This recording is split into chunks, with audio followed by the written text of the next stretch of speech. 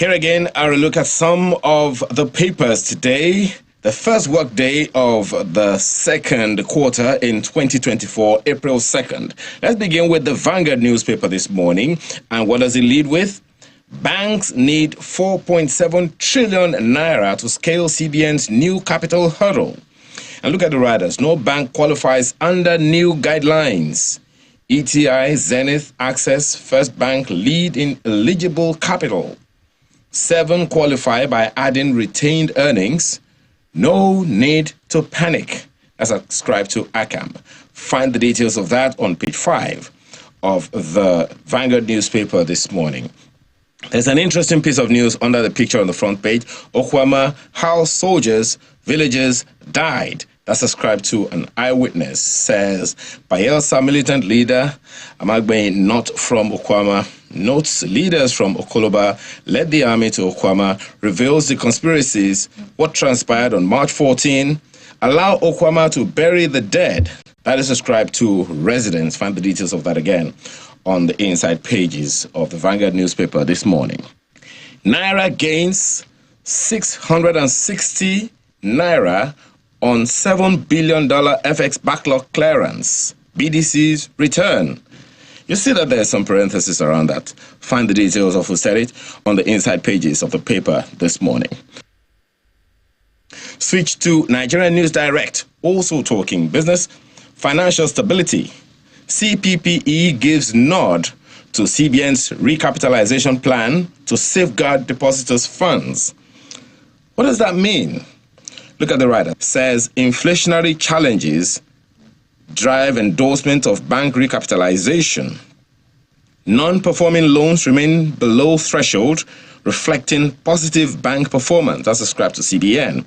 Expresses concern over high interest rate spreads in Nigerian banking system. Find the meaning of that on the inside pages of the Nigerian News Direct this morning.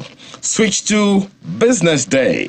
Also talking business, of course. CBN rate hikes boost bonds allure for pension funds. The details of that on the front page, and it continues on the inside pages. The Guardian newspaper is talking about how FX duty rates, disparity, shipping charges compound inflation. Well, you get some kind of inkling on the front page with the infographics that you see right there. The details of that, all of the story, on page 6 of the Guardian newspaper this morning. Daily Trust newspaper is talking about petrol subsidy removal. 10 months after, FG yet to roll out electric vehicles. Energy crisis threatens project. Charging stations inadequate in states. Experts task governors on infrastructure. About time, wouldn't you say? The details of that story continues on the inside pages of the Daily Trust newspaper this morning. New Telegraph leads with renewed hope. Anti-corruption fight will spare no one. That's ascribed to EFCC chair. Says agency has arraigned 2 ex-governors in 2 months. Will go after mega thieves in holistic manner. Debunks reports that they target only internet fraudsters. Find the details of that story on the inside pages of the New Telegraph this morning. Blueprint is next, and it is talking about development. Look at it. Iowa think tank on 2027. North desires infrastructure, education, not political power. Says so far, Tinubu is committed to developing the region. PWD's rally support for government. All of that story is packed on the front page. More details on the inside page. And as you can see, there's several other stories you'll find interesting on the front page of Blueprint newspaper today.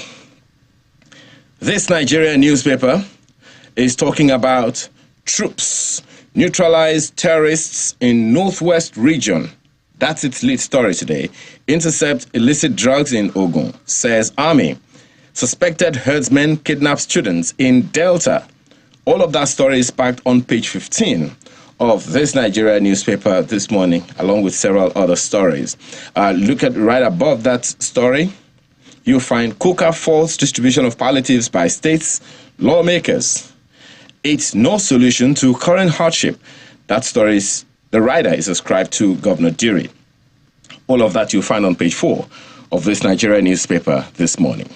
Daily Times newspaper has this on its front page: how we are lobbying FG to secure release of Kanu. That's ascribed to Kalu. Urges support for Tinubu, says he means well for Ndigbo. All of that story you'll find on page 4 of the Daily Times newspaper this morning. Leadership newspaper has this as its lead: ambassadorial list. Experts raise concern over delayed posting. Find that story on page 4. Look at the riders. It's dangerous to leave foreign missions vacant. Ascribed to ex-envoys. Say delay affecting foreign investments, national interests. And someone says it's the prerogative of Mr. President. Who said it? Switch to page 4 of the Leadership newspaper this morning for all the details. And look at the Nigerian Tribune. The lead story is about education. Teacher shortage in primary schools hits 194,876. Wow. That's according to UBEC. Look at the writer. Some schools in rural areas have 2 or 3 teachers. NUT expresses worry. Most certainly worrying. That story is on page 3, among several other stories, including that picture of merrymakers, children having fun during the Easter holiday in Ibadan. That was yesterday. And with the Nigerian Tribune, we come to a close of a look at some of the papers today. What is your own take? Send us a mail. We'll be glad to read.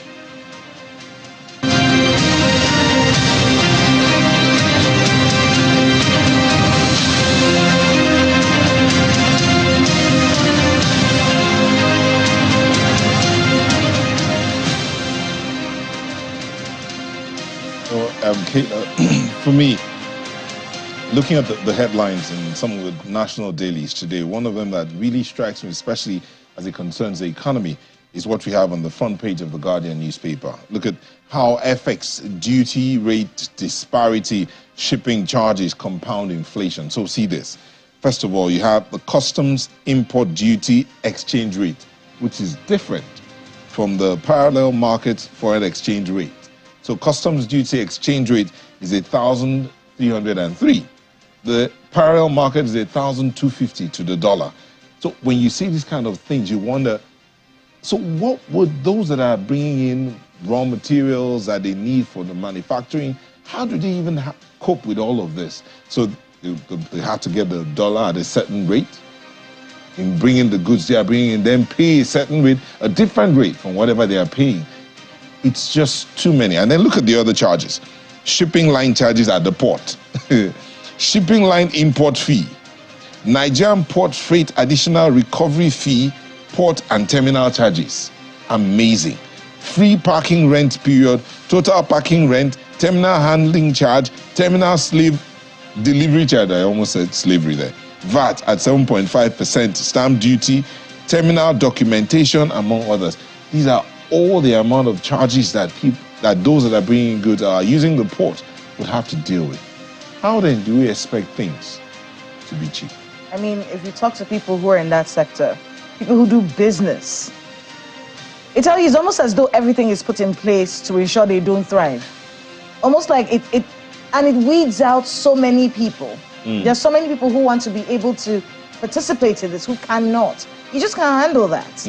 What are you going to do? And this is supposed to be for just importation of materials or whatever. Exactly. But even I understand that there are even charges that are hidden charges for those who are trying to export. And yet we have agencies that are trying to promote exports from this country. And we're trying to talk about ease of doing business. These are some of the issues with the ease of doing business in Nigeria. Let's look at how we can clear the ports real quick. So that's a major one for me from the Guardian newspaper. I mean, I think what stood out for me today was from the Vanguard, and it's interesting that we talked about business today. Banks, this CBN's recapitalization. I'm going to take the most interesting headline for me today from the Vanguard newspaper. Banks need 4.7 trillion naira to scale CBN's new capital hurdle. Now, this is in a bid to ensure that they protect the funds of depositors in banks. Now, no bank qualifies, according to the Vanguard here, no bank qualifies under the new guidelines ETI, Zenith, Access, First Bank lead in eligible capital, and 7 qualify by adding retained earnings, no need to panic. So that's a very interesting bit there. How many banks are going to survive this particular move? Well, Kayla, as we wind down the look at these papers, I don't know if I has any other things to add. I'll just say this. There might have to be mergers. Of course, it's expected that there will be mergers, there will be coming togethers, there will be takeovers, all in a bid for the banking institution in Nigeria to survive. If you do remember what the central bank said about this, it's just so that they stabilize the structure, yes, ensure that they are standing and solid for whatever, and protect the depositors' fund, yeah, and all of that. Well, what stands out for me, guys, is on the front page of the Nigerian Tribune, and I'm very, very concerned. You know, we've been talking quite a number of times about out-of-school children, but how about schools without teachers? That's the lead story of the Nigerian Tribune this morning. Kayla, from time to time you talk about out-of-school children, and it's really, really very concerning that we have almost 200,000 teacher shortage in the country. And that information is not coming from anyone else. It's coming from UBEC, the Universal Basic Education Commission. And that is something that should give us all concern, you know, because at some point we even understand that at the levels of early childhood care development education and junior secondary schools, they appear to have more teachers than they required.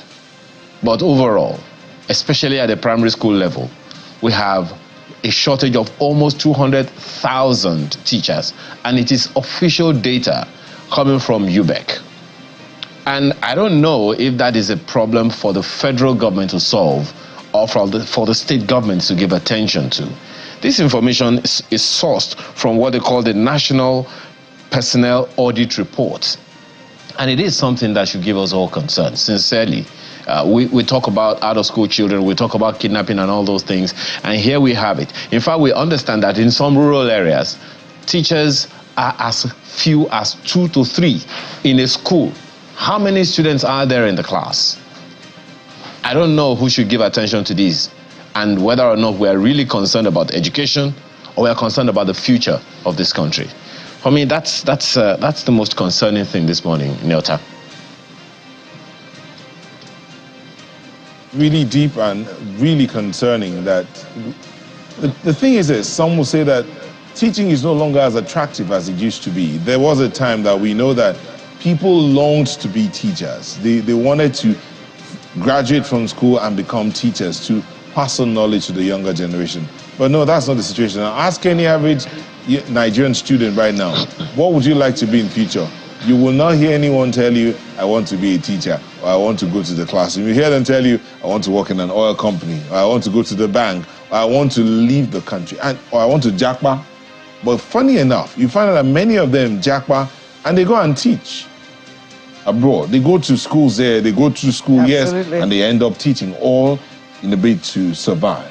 But back home here, nobody wants to teach, or hardly would you find people who say, I want to teach. That's because the teaching profession is not as attractive as it used to be. The respect that the teachers enjoyed and before, the remuneration is no longer what it used to be. But you know, Kayla, my dad, God bless his soul, passed on as a teacher. My mom's still a teacher. And it was something they looked forward to. I mean, the pride.